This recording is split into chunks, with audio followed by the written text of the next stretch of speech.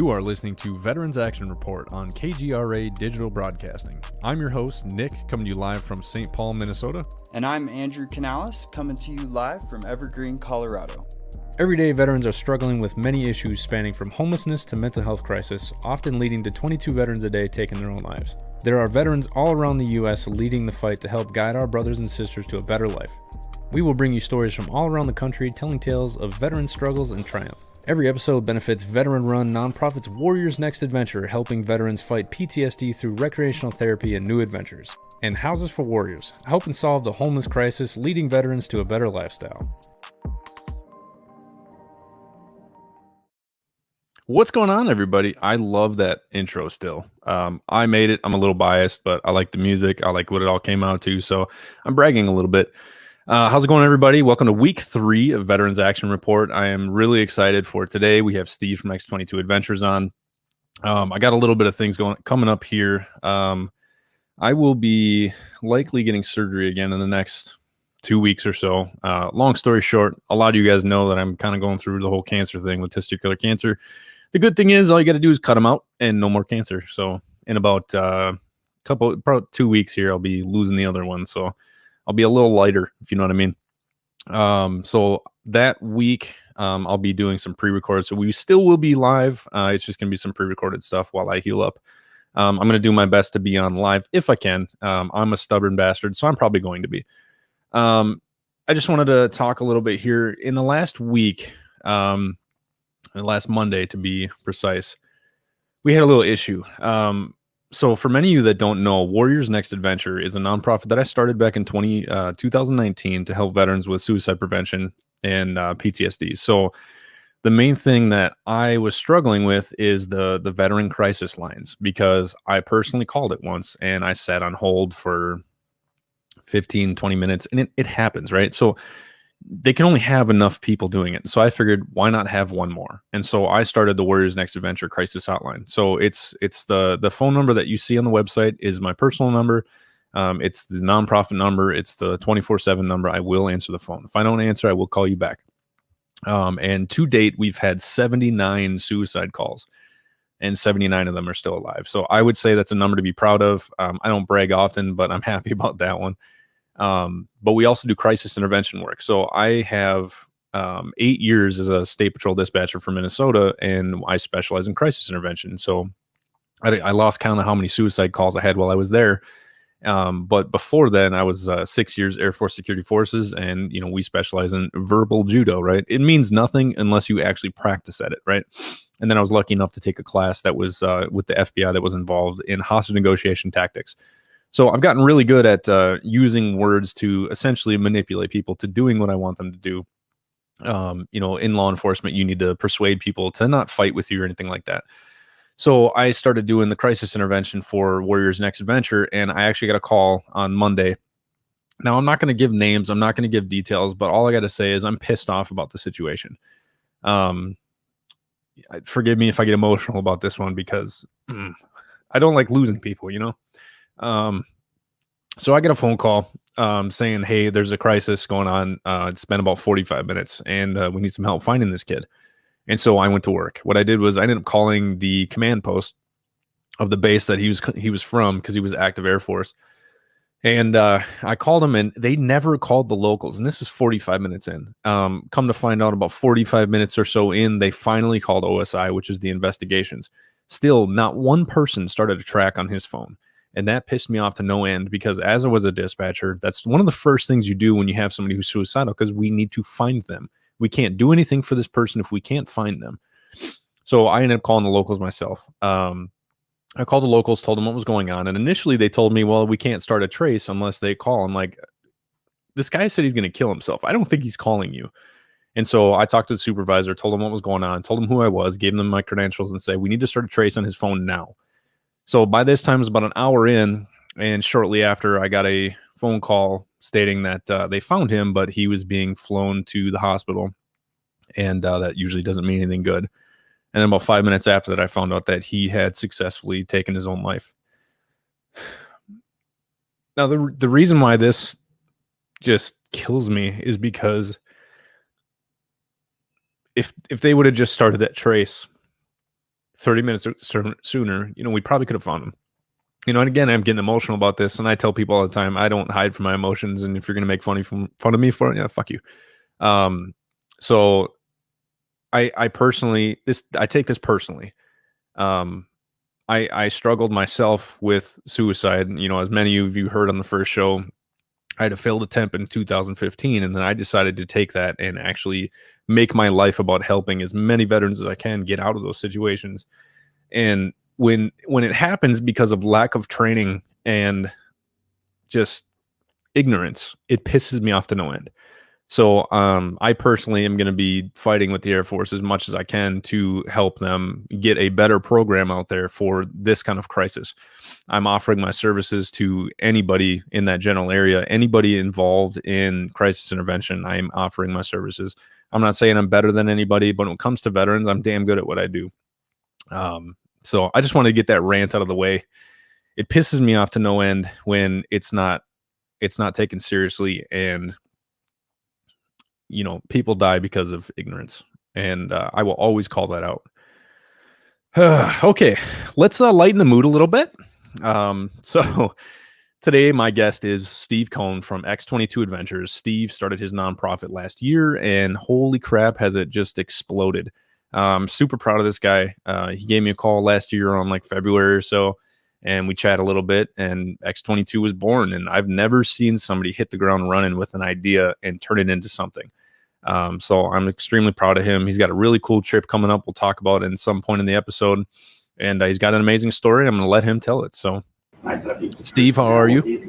I'm doing great. Nick, how you doing? I'm doing okay. Sorry about that rant there. It just oh no. I trust me. I felt that gut wrench when we talked the other day, when we talked about it that night. That tore me up. I was the same way. You can ask the people around me that night. I was not a happy camper at all, knowing that something could have been done. Well, it's something. Yeah, it's just it should be the first thing that you do. Is find this person's phone. For a moment his phone was off, but I ended up calling it, and it actually rang through. And so I called state again, or I called locals again, say, hey, his phone is active again. Get this thing going. Right. It was active. The trace was, and then it was shortly after that I found out that he had taken his own life. So we were too late. I know I did everything that I could. There's nothing else I could have done, and I just wish I was contacted sooner. So anybody listening, if you ever know of any veteran who is in some sort of crisis and you're afraid that he might take his own life, please call me. It is very easy to find my number. Where his next adventure, go to the bottom of the page. Anyway, Steve. I'm the same way, brother. I'm the same way. So, Steve, we met back in February on the phone last year, and we had a little conversation. And you have a phenomenal story. Let's go back to your time in the Air Force and what kind of started this whole thing going. I served from 88 to 92, so I was in during Desert Storm. And I was in I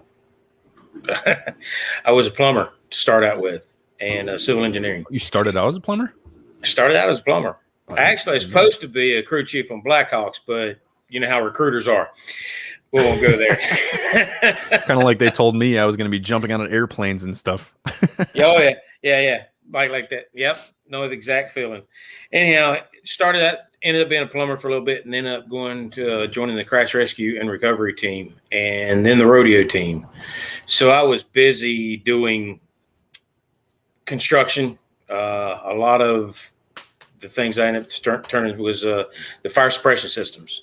So I did that for a while, and we had an incident where we had to shut down a system manually because the pumps wouldn't shut down with just push a button. And I ended up slipping and cracking my kneecap in 3 places. Ooh. Yeah. Oh, that felt wonderful. Ended up brain having damage. surgery. I don't remember some of the stories, so it's like I'm hearing it for the first time. Ended up getting the kneecap fixed, but a couple of pieces of bone fragments was left in the cartilage. Okay, I didn't know. Discharged in 92 and become a firefighter locally. So after 8 years, I had to think there for a minute. Being a firefighter, crawling, climbing, kneeling, crawling, destroying knees.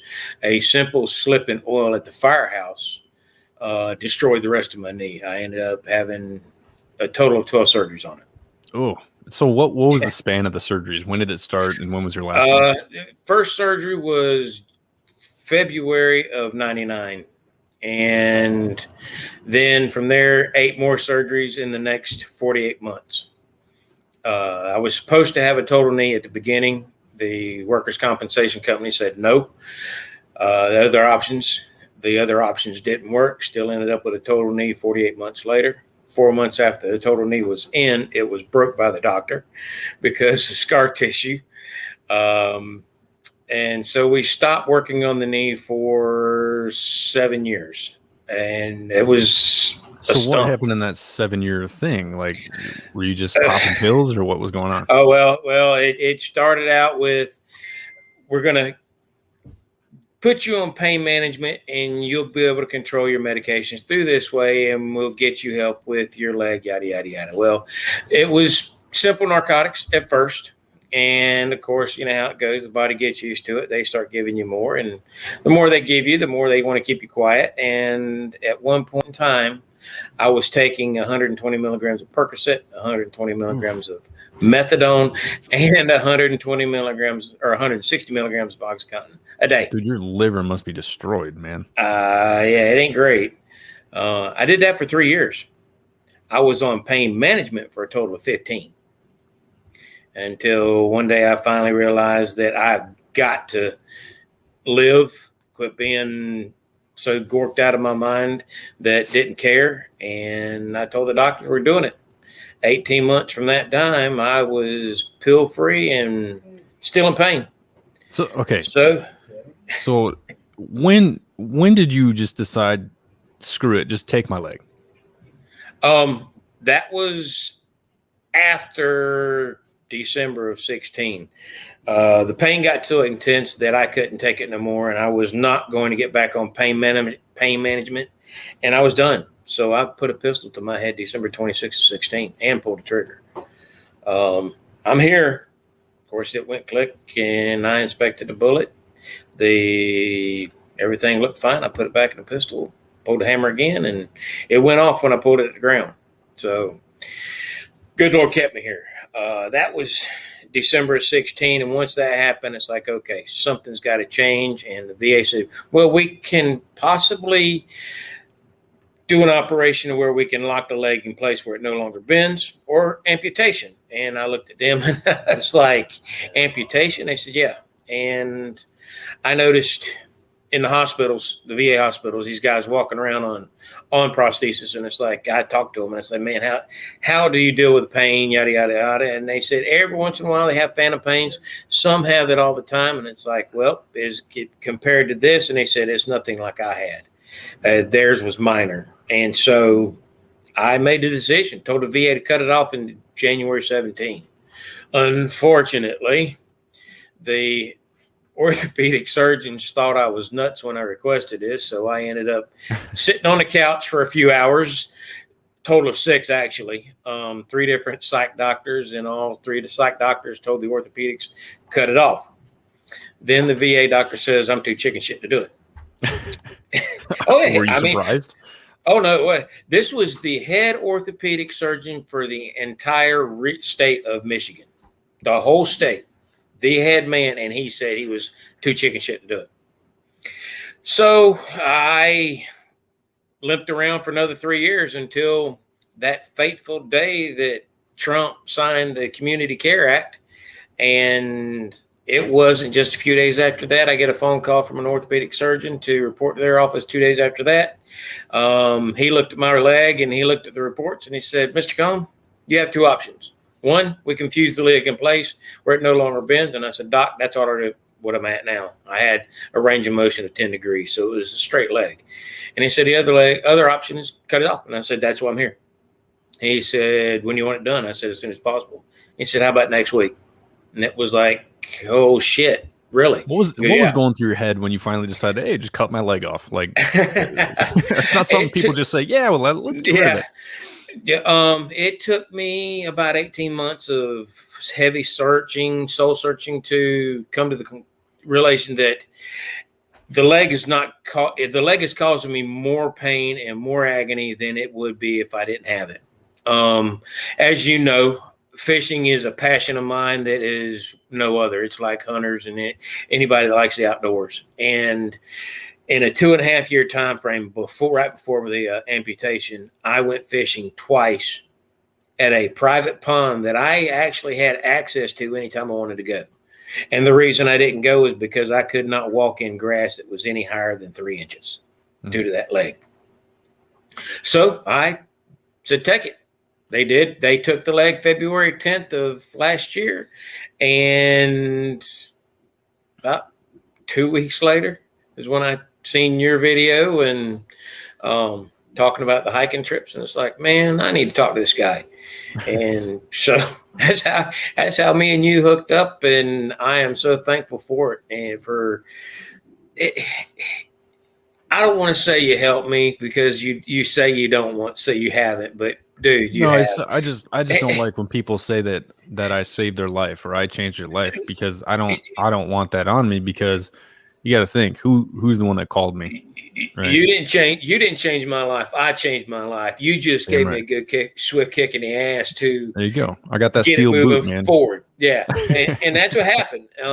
July 3rd of last year, or actually, yeah, July 3rd of last year, somebody on Facebook pissed me off to the point where I went off and made a video and posted on YouTube, and people like, holy shit, you got pissed. And I realized, the passion that I had for that, and because of people talking about veterans don't deserve this, or why do veterans get a discount here and there? And it's like, hey, you know what? I don't ask for it all the time. And especially before my leg was taken, it's not in my DNA, but there are. And so is what it is. The discount's there. It's not like we don't deserve it, right? It's just they're just doing it because they want to appreciate. There's nothing wrong with that. And so now I do get them, and I got to talking to. I called you that afternoon, and it's like, man, I just got this gut feeling. You said go ahead and do it, and later that night I pushed the button, and lo and behold, X-22 Adventures is born. So let's go back to the phone call, right? So, Steve, I have this phone call with a lot of people, and again, I appreciate you calling me, because the last thing I want is somebody sitting there struggling, right? From what I got from that phone call, you weren't really struggling, but you're just trying to figure out, like, what is next? What am I supposed to do with my life? Yeah. And there's a lot of people that got off the streets. Yeah, there's a lot of people that are stuck there, and I don't want people being stuck there, right? So a lot of depression and anxiety and all this stuff comes from, you're thinking too much of your past instead of what your future could be. And so people get stuck in this rut of thinking about, like, oh, well, what if this, what if that, what if this? And that's not productive, because it doesn't help anybody. All it does is cause more anxiety within yourself. And so all you have to do is stop and think, like, you know what? First off, we have to accept all of these things, right? So my 6 principles, I'm going to do a show on my 6 principles eventually, so everybody kind of knows what I'm talking about, because I continue to talk about them, but I've never actually told anybody what they are yet on the show. But one of the principles is we have to accept our past. In order to move on and move forward in life, we have to accept the fact that the things that happened in our life, they're done. It happened, and we can't do anything about it. All we can do is just accept the fact that, you know what? My choices led me to here, and this is what happened. This was a result of what happened, or, of my decisions. And I tell people all the time, like, listen, where you are in life is a result of your decisions. I don't care what has happened to you. I'm not saying, it's a good thing that something happened, like, especially the guys deployed who have had some horrible things happening. I had some shitty things happen to me overseas too, but it doesn't mean it's okay. It just means that, hey, it happened. We cannot stop that. We can't change it. We can't go back. But what we can do now is we can reevaluate our lives, and we can look at, what can we do better, right? And what is my purpose? There's a book I tell everybody to read called Think and Grow Rich by Napoleon Hill. It's a fantastic book. I personally have read it 5 times this year. I'm kind of a nerd, so I don't really listen to music. All I do is listen to audiobooks.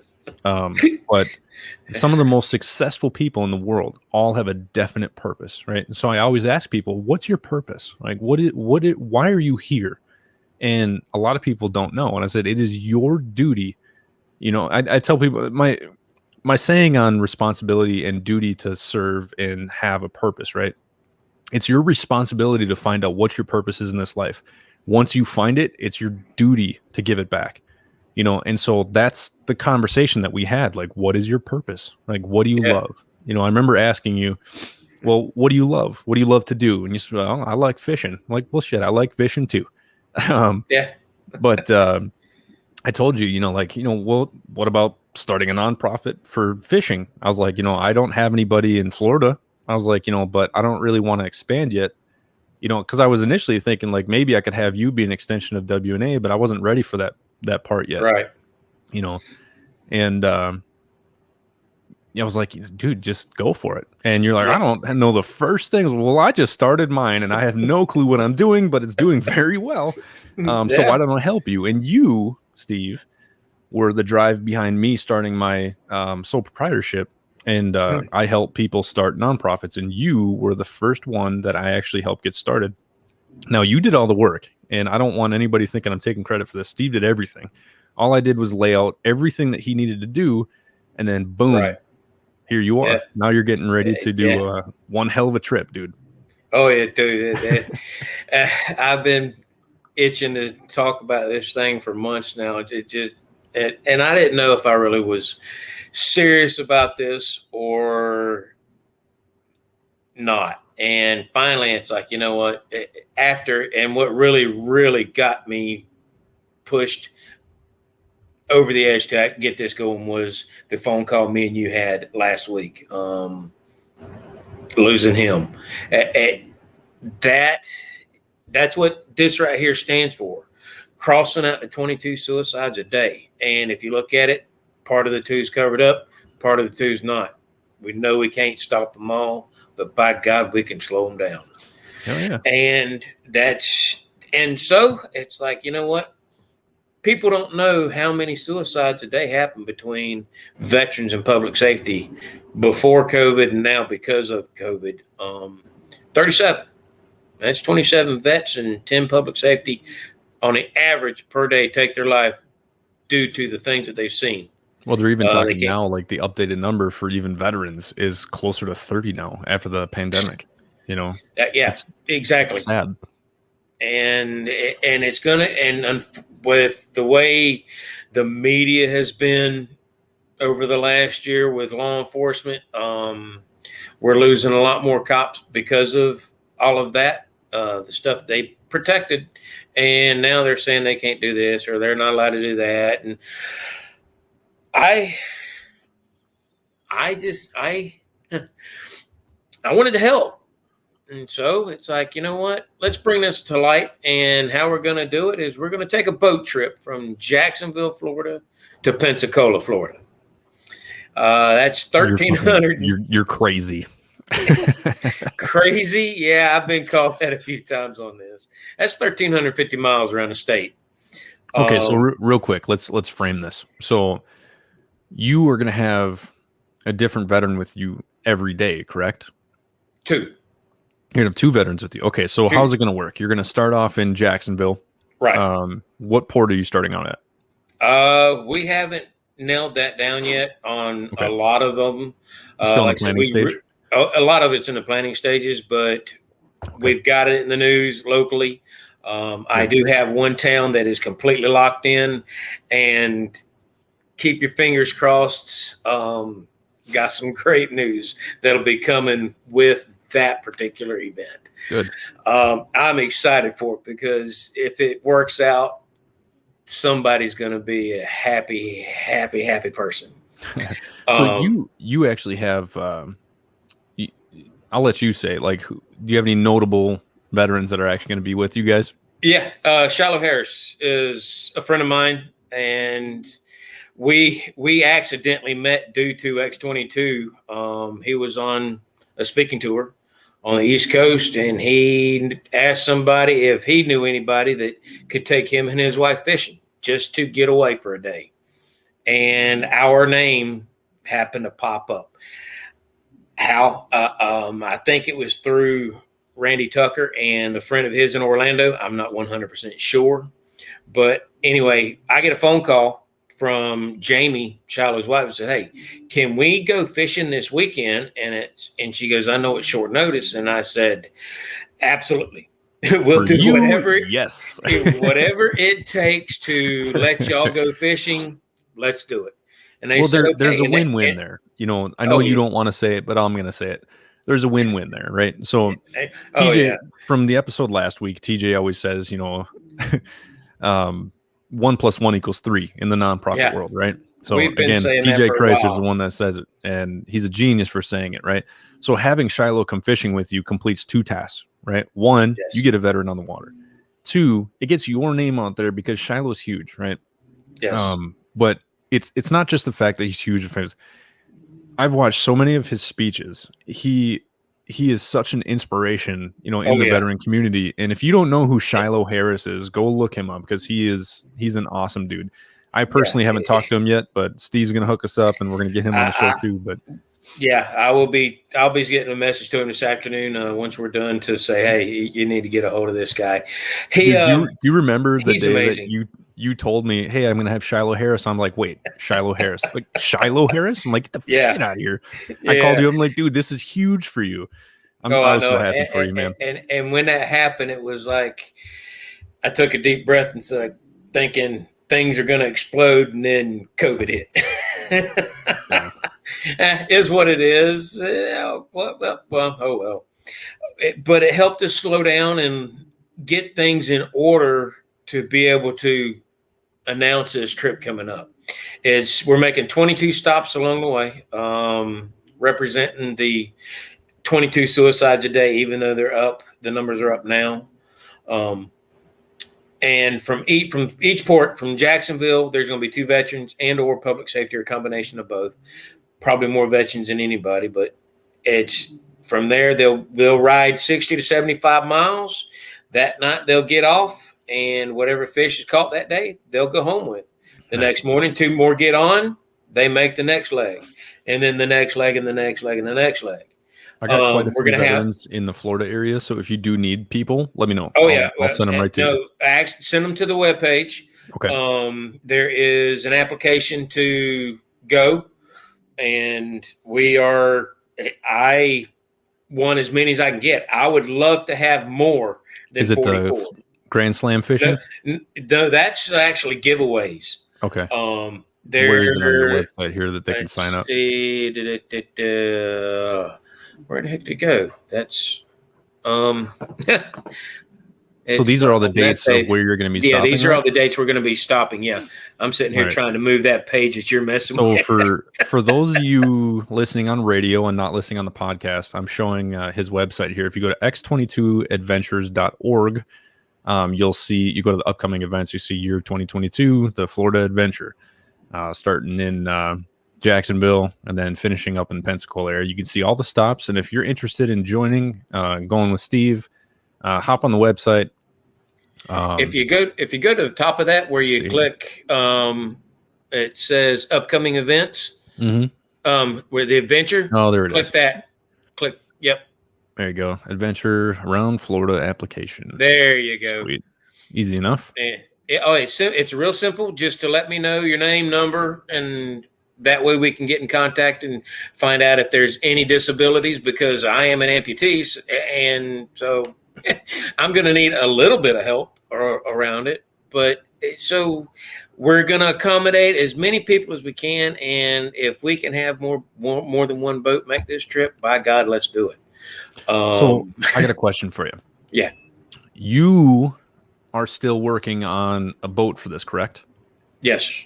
Okay, so what kind of boat are you looking for? So what we're going to do is, what I want to use this radio broadcast for is to help out as many veterans as possible, right? And that goes for veteran nonprofits. There's a reason why I'm having you on, Steve.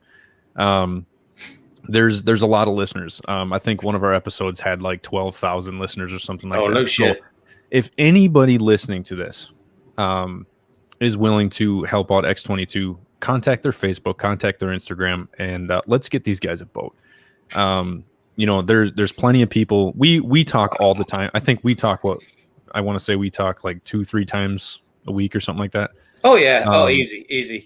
Yeah. So get a hold of Steve, and we're talking about sponsors. We're trying to work out sponsors who want to help him out. We're trying to find veterans who want to go with, but the main thing is we need to get these guys a boat, right? We've been talking about that. You've been using your mom's boat for a while, the pontoon. Yeah.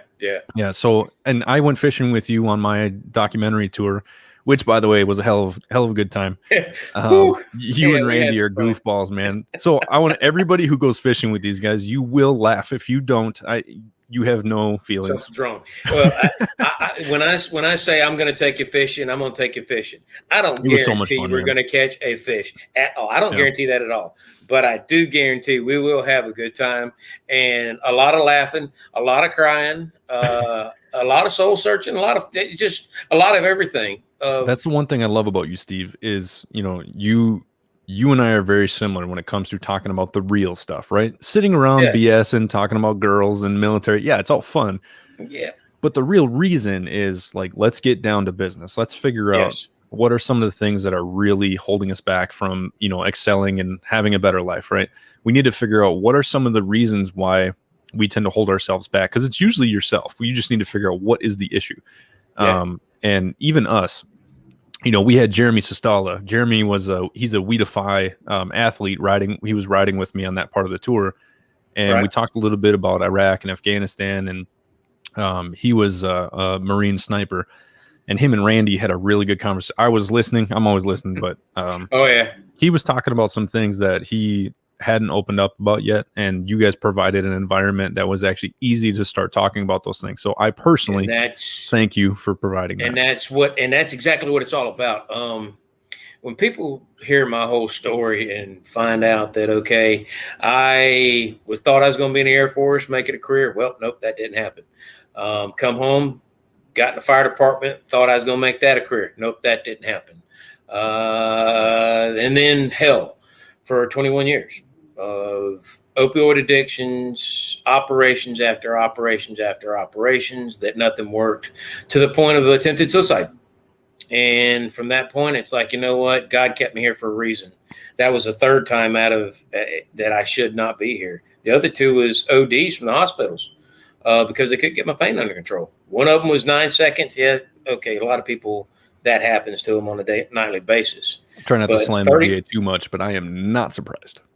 31 seconds, on the other hand, I was clinically dead for 31 seconds due to opioid overdose.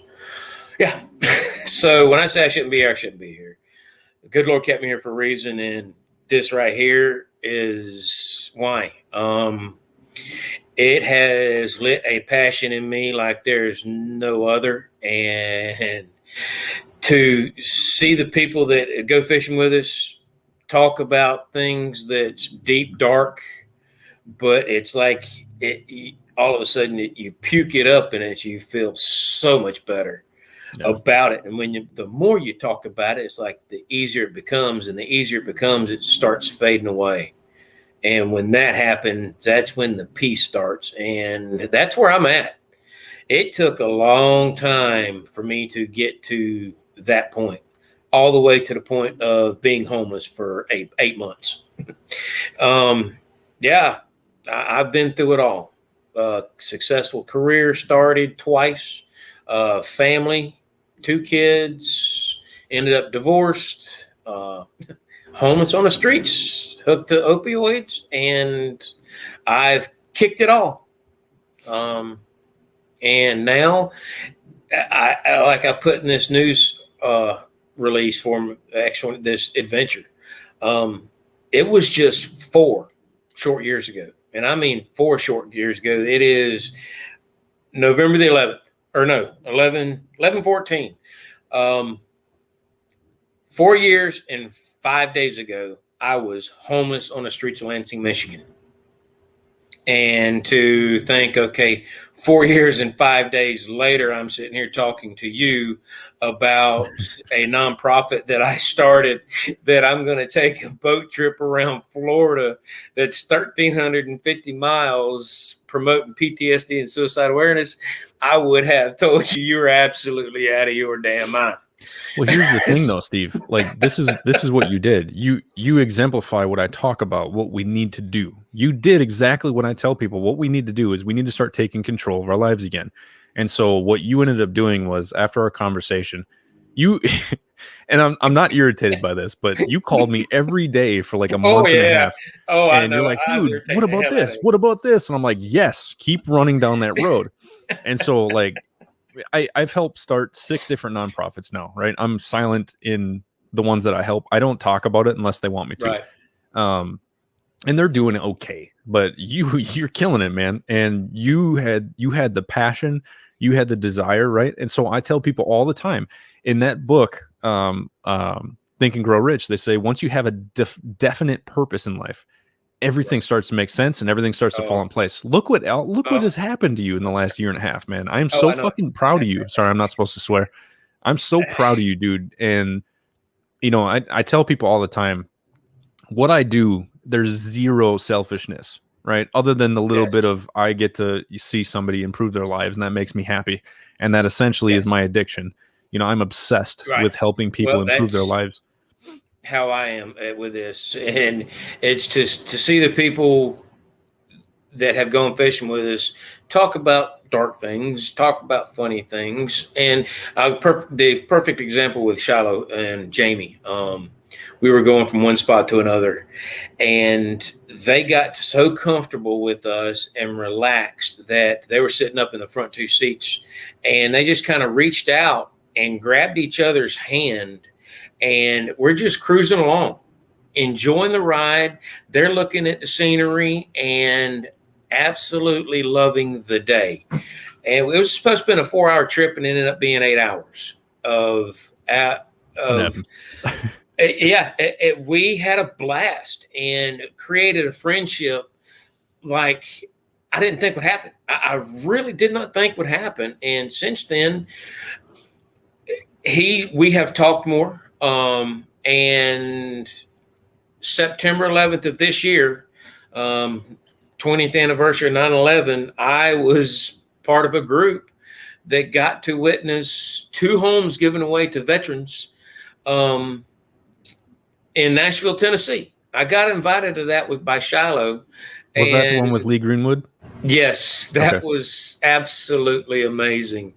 I call Shiloh up and say, hey, where do I come? And he says, just let the security guards know you're with the veterans. And when you get there, you got a parking spot over there by Lee's bus. And I'm thinking to myself, Lee's bus? Yeah, who's Lee? And then we get there. And for those who don't know, he's the one that sings that God Bless the USA song that everybody knows. And here's the funny thing about that video I had mentioned at the beginning about July 3rd and pissed off and everything.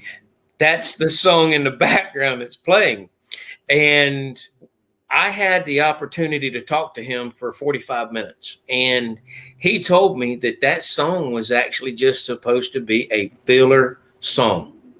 It was not supposed to be anything special. It was just supposed to be one of those songs you put on the album to add one more song to it. And that's it.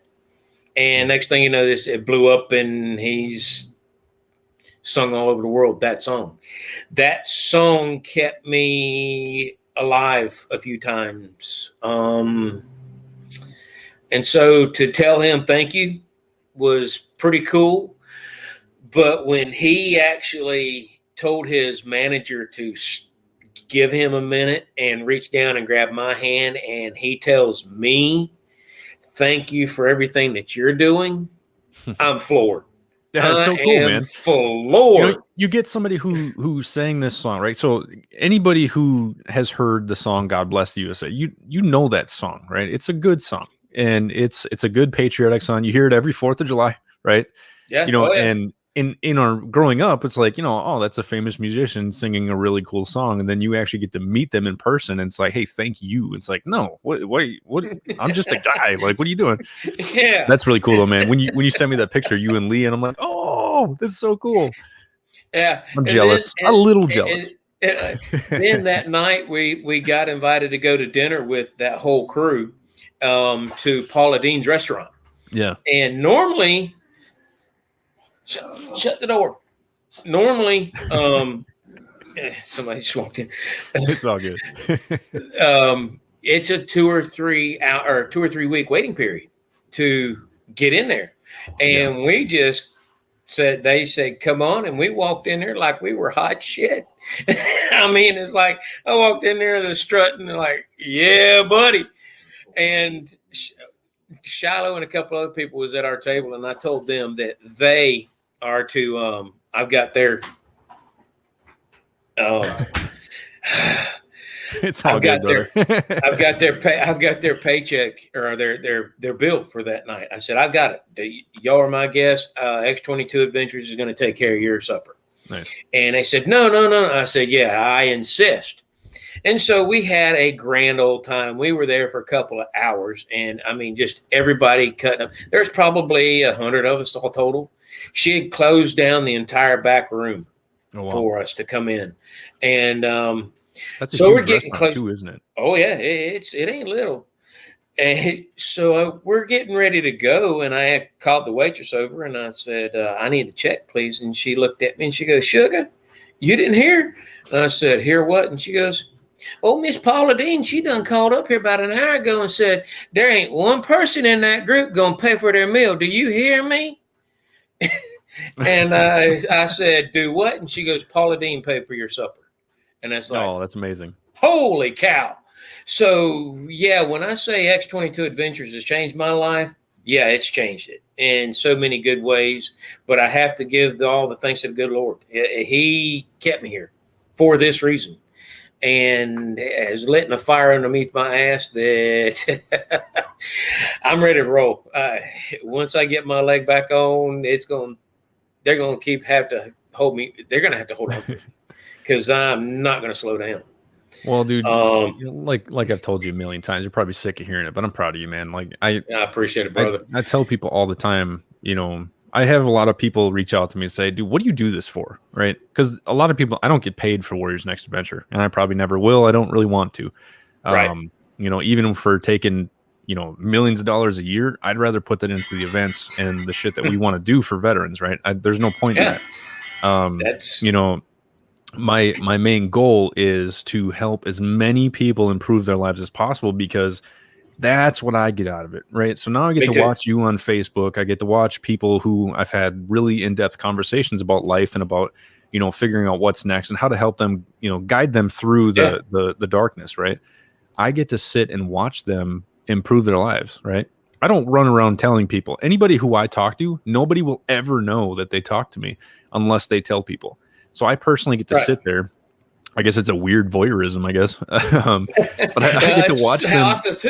Yeah, you get to watch them improve their lives and become happy and fucking actually live their lives the way that we're supposed to. And there's no better prize in the world than knowing that you had an impact on somebody. And so I ask people all the time, how are you impacting the world? How are you making it better for the people around you? And if you really want to be happy, you need to figure out what you can do to make the world around you better. And, Gandhi said it best. You got to be the change you want to see in the world. Fix yourself and then spread it to other people, and you are killing it, man. I appreciate it. I've got good people behind me that love me to death, and they keep me on a straight and narrow. And they do. They grab my belt and pull me back and say, "Whoa, slow down." Because I'm, as they say, you're supposed to learn to walk before you run. Well, to hell with walking. I just went from crawling to sprinting, and it had caught up with me for a little bit because I did have to slow down. Yeah. Well, the thing is, but it was a good thing. It allowed me to regenerate my batteries and to get prepared for this coming up. adventure this next year, and Sure. I'm going to need it because 26 days on the water, That's gonna be rough, straight, 1,350 miles. Yeah. man. Well, the But thing hey, is, man, you're doing something that is not only, and I tell a lot of folks, like, the nonprofit world, you know, you're not going to get rich. You're not going to make no, money, right? But I don't want to make money. I want to make people I'm happy. well, exactly. But I tell people, like, well, I am rich. I'm rich at heart because, people Amen. call me and say thank you, right? That, Yes. both of us struggled with suicide, and many people know that, I struggled with it, and I still tend to struggle with it, but Yeah. I have a purpose and I have a reason to continue. I have a reason to wake up every single morning. And when a veteran calls me and says, "Hey, thank you for what you said," or "Thank you for kicking me in the ass," or "Thank you for calling Yeah. me out on my BS," or helping me see what I couldn't see, and it's like, dude, thank you, because you are literally giving me a reason to keep breathing. So it's like, Well, when you are too. I mean, the one thing that really kicked me in the ass with all this is the story that you told about the trip to Mount Albert. I mean, 14,440 feet. Good God Almighty. Damn, it was brother. hard, man. Yeah, oh, I couldn't imagine. But then you tell me y'all hear an F-16 fly and Dude, it's below you. Oh my coolest thing I've God. ever I seen in mean, my life, dude. I mean, that had to give you the biggest Woody. I Dude, mean, so come on. for those of you guys who don't know, every year for Warriors Next Adventure, we do what's called the WNA Top 50, and we started doing a lottery. So the first 5 people to raise $500 get an all expenses paid trip to Colorado. We fly you out for 5 days. We get an Airbnb, and I put you through the 6 principles program, essentially. And so it's a program that I created for myself to help pull myself out of the darkness. And I realized that it's really helping other veterans too. So I was like, all right, well, I'm going to start doing a retreat. And so we were in Mount Albert in 2000. It was last year, 2020. And so we were climbing the mountain. We get up to about 14,000 feet. Now I have a hole in my heart. And so I probably shouldn't be climbing mountains, but I'm not going to stop. And I got to the point where I hadn't eaten at all. And so my blood sugar was low, and I almost passed out. So I had to sit down. And we're sitting there. There's a huge valley right next to us, right? And I could see down that valley. It was probably 3,000 feet down. No, I was an Air Force cop, right? So I know the sound of jets because I sat there staring at them for 6 years. Oh, I know. Oh, yeah. And dude, next thing you know, I look at my buddy Tommy and I just hear, I'm like, bro, that's a jet. I was like, what do you think that is? I was like, I'm going to guess it's an F-15. I look down and here comes just flies right by us, an F-16 below us, right? We were actually higher than this thing. And he was doing a flyby of the peak, and everybody was just like, "Whoa!" It was the coolest thing I've ever seen, man. Yeah. I mean, it was awesome. That's what I mean. That's a story that you can tell for the rest of your life. That is something that just a few people experienced, but everybody else like, and there's holy no shit. video. Yeah. Yeah. That's the way it always happens. When the best thing. I tell people all the time, there's always going to be signs that you're doing the right thing.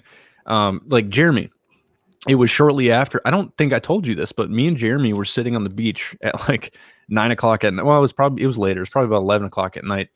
And I tend to force people to have heart to hearts with me. And we were talking about life, and I know, right? You've been a victim of that. Yep. But we're talking about life and how there's going to be signs that you're doing the right thing. Once you start doing the right thing, your heart will know it, right? And so here we're sitting here talking about, it's like, sometimes we just don't see what's right in front of us. And then next thing you know, he punches me. I'm like, what the hell are you hitting me for? Like, it's dark out, right? He hits me, and I look and I'm like, dude, what the hell? And I look over, there's a giant sea turtle. Now, when I say giant, I mean, this thing had to have been at least 300 pounds. It was massive. Yeah. So if I had to guess, its head was probably a foot and a half in diameter. It was massive. And size of a large watermelon. Yeah, pretty much.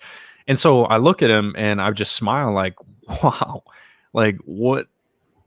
Yeah. It's so beautiful, right? And there's no video, no pictures. He got his phone out. I'm like, no, don't take a picture. Because there's certain points in life where you have to really start to think, like, there's going to be turning points in your life. There's going to be certain points in your life, certain things happen and you just go, I know I'm doing the right thing.